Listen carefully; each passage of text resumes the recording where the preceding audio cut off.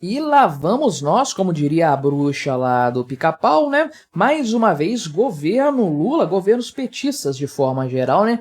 Querendo baratear tarifas de energia por meio de subterfúgios políticos, né? Uma medida provisória aqui, neste caso, que parece que já está sendo gestada pela equipe aí do Ministério de Minas e Energia, do senhor Alexandre Silveira aí, né? Então, o texto parece que já foi enviado para a Casa Civil para ser apreciado pelo presidente da República também, inclusive, e o Lula deu o seu aval, portanto, ao que tudo indica nas conversas de bastidores, para que essa MP siga em frente e distorça o mercado econômico da geração e distribuição de energia elétrica, que é um problema que já aconteceu no passado no Brasil, foi um desastre total e tem tudo para acontecer novamente. E não é por acaso, inclusive, que o pessoal do site O Antagonista trata isso como sendo um retorno da Dilma Rousseff, pelo menos do espírito da Dilma Rousseff. A Dilma deve estar se revirando no túmulo aí em relação a essa questão, né? Mas vamos falar sobre esse tema, sobre esse assunto aqui. Mas antes, não se esqueça, deixe o seu like e o seu comentário aqui neste vídeo, se inscreva no meu canal. Se você ainda não for inscrito, considere se tornar membro patrocinador do meu trabalho. Com valores a partir de R$ 1,99 por mês, você me ajuda bastante dessa forma. Pode ter certeza disso, né? Então, de acordo aqui com o senhor Alexandre Silveira, que é o ministro de Minas e Energia, então, o grande nome do gabinete ministerial do Lula ligado a essa questão da energia elétrica e tudo mais, ele falou que está sendo preparada, então, uma MP, aí, uma medida provisória, para baratear as tarifas de energia elétrica no Brasil. Você sabe muito bem, pelas notícias em geral, e se você acompanha aqui o meu trabalho no YouTube, você sabe já pelas notícias recentes o quanto a popularidade do Lula está caindo, muito disso em decorrência por conta de aumento de preços em itens que acabam impactando mais no orçamento, principalmente dos mais pobres, como os alimentos, que têm subido de forma considerável, e também energia elétrica, né? Tá consistentemente cara, essa é a verdade aí, e diminuir isso na base da marretada, na base da canetada estatal, certamente representaria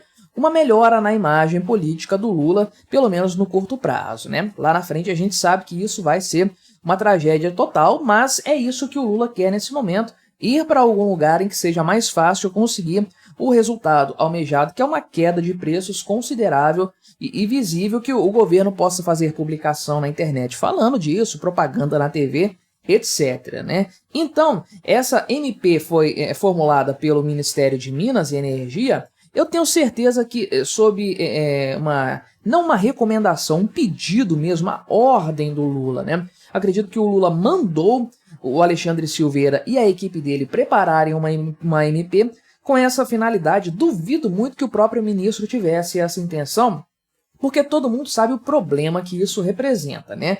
Mas, nas palavras do Alexandre Silveira, o presidente Lula deu o ok aí para essa MP, que será enviada ao Congresso Nacional com efeito imediato, né? Olha só que coisa, e ele se reuniu ontem, dia 1º de abril, estou gravando isso aqui no dia 2 de abril, né?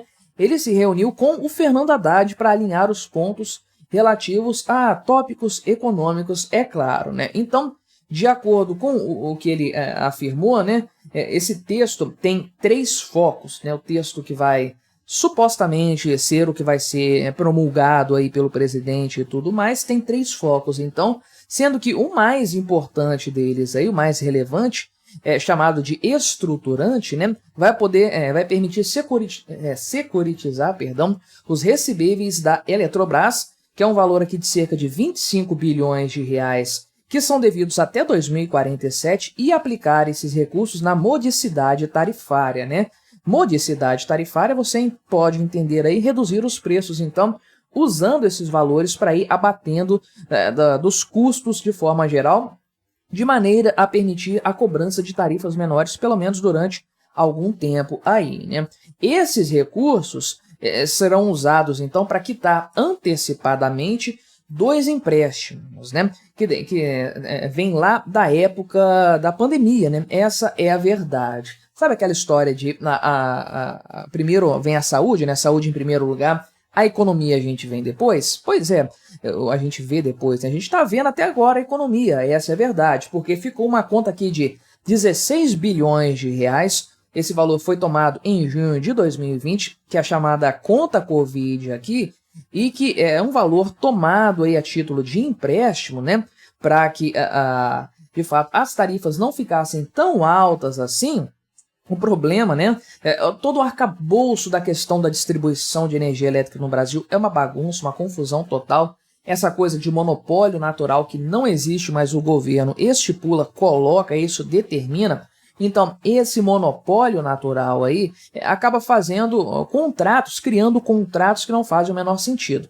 Então, existe a questão de fato de que essas companhias têm uma demanda aí, precisam ter uma demanda para serem viáveis e tudo mais, e no caso de não haver essa demanda por algum motivo, o que acontece? As distribuidoras acabam elevando a tarifa, né? Acredite ou não, existe isso, a demanda cai e o preço sobe. Já viu isso acontecer no mercado, né? No mercado monopolizado por conta da ação estatal, isso acontece, geralmente é o contrário. A demanda cai, o preço cai também para atrair mais consumidores. Mas o que as distribuidoras fariam para resolver o problema da queda brutal na demanda que aconteceu lá em 2020 por conta do fecha tudo, né? Indústria parada, um monte de atividades paradas aí. É claro que o consumo energético caiu bastante. Então, as distribuidoras iriam elevar as tarifas para compensar isso e cobrir os custos, né? Então, o governo federal fez um empréstimo, tomou um empréstimo para repassar esse valor aí e diluir o impacto desse aumento de tarifas nos anos seguintes, né? Então, foram 60 meses aqui de pagamento, para pagamento, né? 5 anos, portanto, pagando essa conta aí de 16 bilhões de dinheiros, realmente muita coisa, né? Então, a ideia seria custear essa questão da conta Covid, né? E também da conta escassez hídrica, que aconteceu também.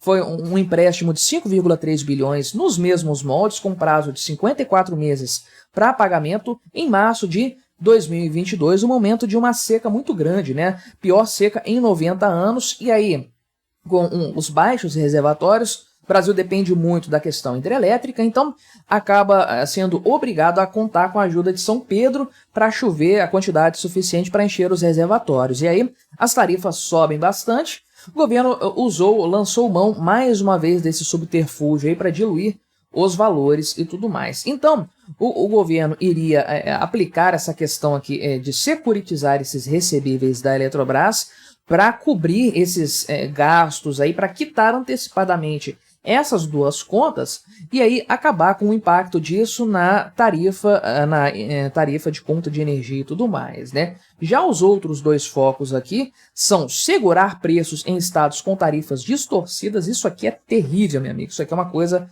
absurda, uma coisa assustadora, né? E compatibilizar prazos de novas usinas de fontes renováveis, aí, principalmente no Nordeste e Minas Gerais, né? E aquela coisa ali, de fato, o governo querendo empurrar a goela abaixo do Brasil de forma geral, essa agenda climática, agenda verde e tudo mais, com esse parque eólico, essas coisas, essas bobagens todas aí. E a expectativa do governo para com isso, portanto, né, pessoal do Ministério de Minas e Energia, é assegurar 165 bilhões de dinheiros em investimentos e a geração de 400 mil empregos. Esse tipo de coisa a gente sabe muito bem onde que vai parar, a gente sabe que é uma loucura econômica por parte do governo, que não só não faz sentido algum, como nunca é realizado. A promessa, né, é sempre de geração de uma quantidade absurda de empregos e tudo mais. Ok, o gasto, o custo acontece, né, que o governo vai gastar dinheiro, ele vai.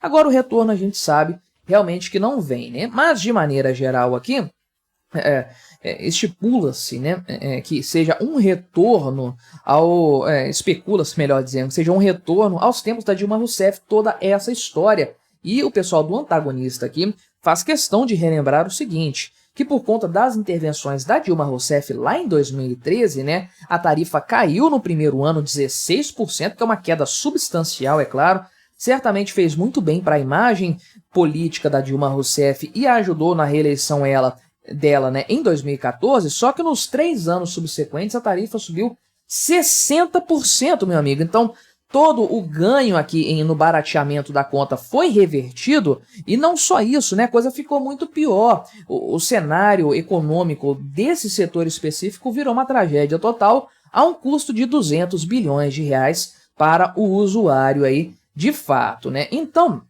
realmente aqui, conforme coloca-se aqui a questão, né, essa solução atual parece muito aqui uma solução dilmista, realmente fazendo lembrar aí o que aconteceu no passado, né? Então, não vejo isso aqui com bons olhos definitivamente. Aliás, ninguém com algum grau de conhecimento econômico deveria ver isso com bons olhos, principalmente essa coisa aqui de segurar preços, meu amigo. Isso aqui não dá certo em nada, absolutamente nada na história humana, nem em qualquer período da história. Isso nunca funcionou.